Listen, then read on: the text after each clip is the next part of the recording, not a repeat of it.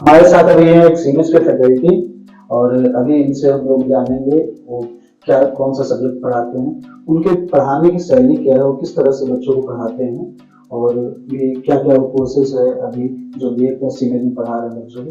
तो सर सबसे पहले हम चाहेंगे कि आप एक ब्रीफ इंट्रोडक्शन बता दीजिए। जी, मेरा नाम अभिनवदीप हुआ।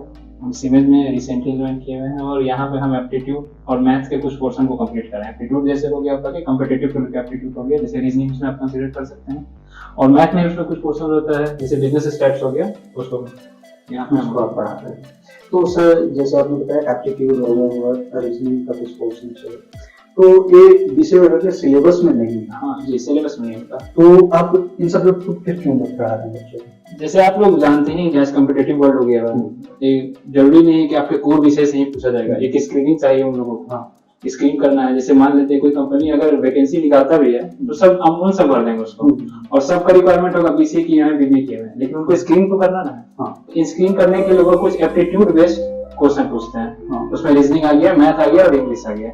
तो अगर ये मैथ आप उन लोगों को नहीं पता रहेगा कि किस तरीके का मैथ रहेगा तो नेक्स्ट स्टेज में नहीं जा पाएंगे। बहुत सारे बच्चे हैं जो केवल बीसीए का कोर्स कर ले रहे हैं, तो वाकई जब वो जॉब के लिए जाएंगे तो कुछ ऐसा एक पैटर्न होना चाहिए कि जो बच्चों को स्क्रीन कर सके, अलग कर सके बाकी लोगों से। तो उसमें आप बच्चों को पर्सनालिटी डेवलपमेंट और स्किल डेवलपमेंट पे काम करें, जनरली आप एप्टीट्यूड और रीजनिंग पे काम करें। तो एक चीज और सर हम आपसे पूछेंगे कि आप जब क्लास में जाते हैं बच्चों से इंटरेक्ट करते हैं, उनको बताते हैं, तो आपके माइंडसेट कैसा होता है? बच्चों को कैसे समझाने की आप कोशिश करते हैं कि उन्हें अच्छे से चीजों को समझे? रीजनिंग एक तो ट्रिकी बेस्ड चीज है, एप्टीट्यूड भी ट्रिकी चीज है, तो कैसे आप बच्चों को समझाते हैं?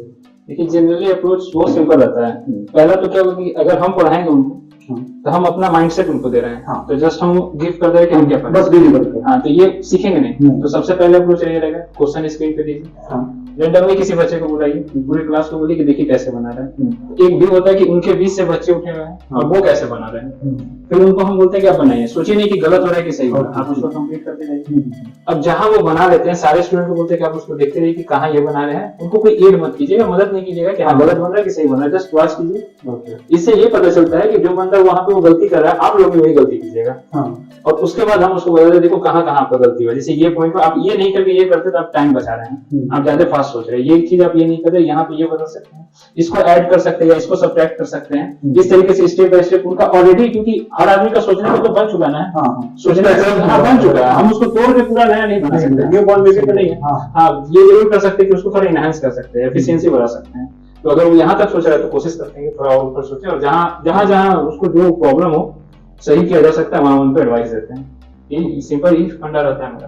तो सर आप जब बच्चों का क्लासरूम में जनरली जाते हैं तो बहुत सारे तरीके का एक्टिविटीज होता है, तो क्या कुछ आप एक्टिविटीज वगैरह कंडक्ट करवा रहे हैं? एक एक्टिविटी होता है फास्टेस्ट फिंगर फास्ट, जैसे केबीसी टाइप। हाँ, इसमें क्या होगा कि आप क्वेश्चन दे दीजिए। हाँ, और क्वेश्चन में बच्चे को जैसे कि आप पूछिए नहीं उसको, डायरेक्ट एक केस बेस्ड सिनेरियो दे दीजिए, और जो पहले सॉल्व किया है बोले कि जो सबसे पहले सॉल्व हो जाए उस हाथ उठा। जैसे बच्चा जो हाथ उठाता है उसे क्वेश्चन पूछ देते हैं, यहाँ पता चल जाता है कि उससे बना है कि नहीं बना है। आंसर ना देके सीधे लास्ट में केस बेस्ड सिनेरियो देते हैं, फिर क्वेश्चन पूछते हैं। इससे बच्चे में इंटरेस्ट हो जाता है कि आखिर क्वेश्चन किस तरीके का आएगा। सॉल्व तो वो कर लेते हैं लेकिन उनको पता नहीं चलता है एट द एंड तक कि क्वेश्चन क्या है। इंटरेस्ट जगाने के लिए इस प्रक्रिया से बच्चों को क्या लाभ है? हाँ, ये होता है कि मतलब वो लाइव उनको एक्सपीरियंस होता है। अगर एग्जाम भी देने जाएंगे तो उनको ऐसा क्वेश्चन मिलेगा जो उनको पता नहीं है कि क्या पूछने वाला है, पहले प्रैक्टिस नहीं किया है, तो उनको लगता है रिजेम्बलेंस होता है कि हाँ हम लाइव एग्जाम दे रहे हैं।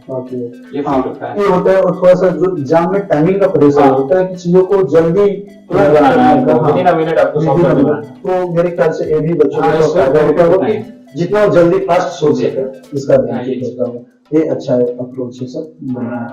तो अभी मैं एक चीज और बात करना चाहूंगा सर कि जैसे आप अभी जानते हैं कुछ आने वाले महीनों में 12th का एग्जाम है। 12th में बहुत सारे बच्चे साइंस बैकग्राउंड के होंगे जिनका मैथ्स पेपर होगा, तो आप उनको क्या सजेस्ट कीजिए? क्योंकि अब रिवीजन का ही वक्त है उनके पास, तो उनको कैसे रिवीजन करना चाहिए कि अपने जो आने वाले एग्जाम है उसमें अच्छा स्कोर कर सकें? जो मेन क्वेश्चन होता है, जो हायर क्वेश्चन है जिसपे हायर स्कोर किया जा सकता है, उसको कैसे टारगेट कर सकें, ये चीजें। जैसे कि या बिहार बोर्ड का एग्जाम हो गया, सीबीएसई का हो गया, एसएससी बोर्ड का हो गया, लगभग अभी से देखा जाए तो उनके पास 45 to 50 डेज का समय रहेगा कोई एक पेपर शुरू होने से। सबसे पहले उनको ये करना है कि उनको अपना एक रिदम बना लेना है, सुबह उठने का और रात को सोने का। ये बहुत जरूरी चीज है। अगर ये नहीं करेंगे वो इफेक्ट करेगा लॉन्ग रन में। ये नहीं हुआ ना कि आप एग्जामिनेशन है तो ठीक है आप कोशिश कर सकते हैं, लेकिन आप एक रिदम बना लीजिए अपना हाँ कि सुबह उठ जाना है, इतना बजे हमको लंच ले लेना है, ब्रेकफास्ट ले लेना है, लंच ले लेना है, डिनर ले लेना है, ये कम से कम उनका एक सेट रहना चाहिए। ओके ये हो गया। और ये जब उनका हो जाता है तो जो समय रहता है, क्योंकि अब ये वो फ्री हो गए खाने से या अपना जो डेली नेसेसिटी से, बचे हुए टाइम में वो क्या करें, प्रीवियस ईयर का क्वेश्चन उठाएं। सबसे पहले उनको ये करना चाहिए कि 10 साल का प्रीवियस ईयर का बोर्ड जो भी पूछे हुए हैं उठाएं, ऑनेस्टली एकदम उसको हॉली बुक की तरह उसको पढ़ लें कि हाँ ये पूछा हुआ है। तो किन्हीं से उनको पूछना नहीं पड़ेगा कि अगर जैसे 24 का एग्जाम है तो 23 में जो क्वेश्चन पूछा हुआ है तो आपको एक पैटर्न पता चल जाएगा उससे कि इस तरीके का बोर्ड पूछा है, या 22 में पूछा हुआ है तो बोर्ड का पैटर्न पता चल गया। आप उस हिसाब से आप देख लें कि क्या क्या पूछ रहा है, पूछने का पैटर्न क्या है और उसको तैयारी कीजिए, क्योंकि इस समय आप ज्यादा ही कुछ नहीं कर सकते हैं। तो हमेशा सोचिए कि पहले जो आप पढ़ चुके हैं उसको स्ट्रेंथ कर लें, फिर थोड़ा सा आप जो ज्यादा पढ़ा जा सकता है उसको पढ़ लें, जिससे आपका स्कोरिंग अच्छा रहेगा। आप स्कोर अच्छा कर सकते हैं। और क्वेश्चन में यही है, सबसे पेपर मिले पेपर को थोड़ी पढ़ लीजिए, जो सबसे पहले आपको आ रहा अच्छा है, आपको पता है कि ये मेरे को पहले आता है, उसको पहले जॉट डाउन करिए, बना दीजिए, सॉल्व कीजिए। जो थोड़ा समय लगेगा उसको बाद में रखिएगा, क्योंकि समय आप जो आपको स्कोरिंग करनी है अच्छा बना दिए हैं, अब जिसमें आपको मेहनत करना है वो आप बनाना आपको बाद में कर सकते हैं। मैथमेटिक्स एक ऐसा सब्जेक्ट है सर जिसमें कि स्टेप मार्किंग होता है, तो हम आपसे जानना चाहेंगे कि बच्चों को सवाल का कोई जवाब दे रहे हैं, उसका उत्तर लिख रहे हैं, तो किन चीजों का ध्यान रखना चाहिए कि अगर वो आंसर तक नहीं भी पहुंच पाए, क्या स्टेप्स उनको फॉलो करना चाहिए कि वो राइट प्रोसेस में उनको स्कोरिंग कर पाएंगे? इसमें आपको जनरली ध्यान रखना कि कितने नंबर का क्वेश्चन पूछ रहा है, जैसे 1 2 3 5, हार्डली 5 से हो जाता होगा, 5 से हो नहीं जाता है। जहाँ 5 नंबर का क्वेश्चन है वहाँ क्लियरली आपसे डिमांड दिख रहा है कि वो लड़का प्रेजेंट किस तरीके से कर रहा है। 1 नंबर में आपसे सोचेगा कि आपके पास आपको आंसर पता है कि नहीं, जस्ट ऑब्जेक्टिव हो गया, आपको आंसर दिया मार्किंग हो गया। 2 नंबर में शॉर्ट होगा, आपको एक स्टेटमेंट भेज देना होगा, दे दिए उसको। जैसे मान लेते दो, आप पूछ रहे होंगे कि 2 नंबर में क्या मैथ में होगा, जस्ट एक फॉर्मूला पूछेगा चेक करने के लिए। फॉर एग्जाम्पल स्टैटिक्स का एक फॉर्मूला पूछे मीन निकालने के लिए, ठीक है, तो मीन के साथ दे देगा, वो देखेगा कि एक लाइन में आप बन रहे हैं कि नहीं बन रहा। 2 नंबर हो गया। 5 नंबर में आपको थ्योरम दे देगा, ये कोई बहुत बड़ा क्वेश्चन दे देगा, तो थ्योरम में आपको सिंपल कुछ नहीं करना है, आपको एक प्रेजेंटेशन करना है। अगर वहां पे फिगर अटैच हो सकता है, डायग्राम बना सकते हैं, तो उसकी जरूरत नहीं, उसमें मार्क्स रहेगा। सबसे पहले अगर आप 5 नंबर का क्वेश्चन कर रहे हैं तो गिवन डाटा होगा, उसको लिखिए कि डाटा मेरे को क्या मिला हुआ है, फिर उसके नीचे नेक्स्ट में लिखिए कि हम क्या फॉर्मूला इसमें यूज करना चाह रहे हैं। उसके बाद आप उससे जुड़ा हुआ डायग्राम बनाइएगा, और नेक्स्ट स्टेप में जो लास्ट स्टेप होता है उसमें आपको सॉल्व करना है। और ये तो 4 स्टेप हम आपको बता देते हैं, 5वां स्टेप हुआ वो मार्किंग का हुआ। अगर आपका आंसर गलत आ गया है तो एग्जामिनर इतना हार्ड एंड फास्ट नहीं होगा तो पूरा नंबर काट देगा, देखेगा किस तरीके का आंसर कितना गलत किया, हाफ से 1 मैक्सिमम 1 से ज्यादा, मतलब 1.5 नंबर तक वो आंसर गलत होने में काटेगा, इससे ज्यादा नहीं काटेगा। बाकी आपको 3.5 से 4 नंबर आपको मिल जाएगा। अभी एक सवाल आपसे पूछेंगे सर, आप अभी तक सीनियर में जो वर्किंग आपका रहा है, कैसा रहा आपका एक्सपीरियंस वहाँ के माहौल के बारे में, बाकी आप जो पढ़ा रहे हैं एक पूरा प्रोसेस कैसा रहा आपका एक्सपीरियंस ओवरऑल?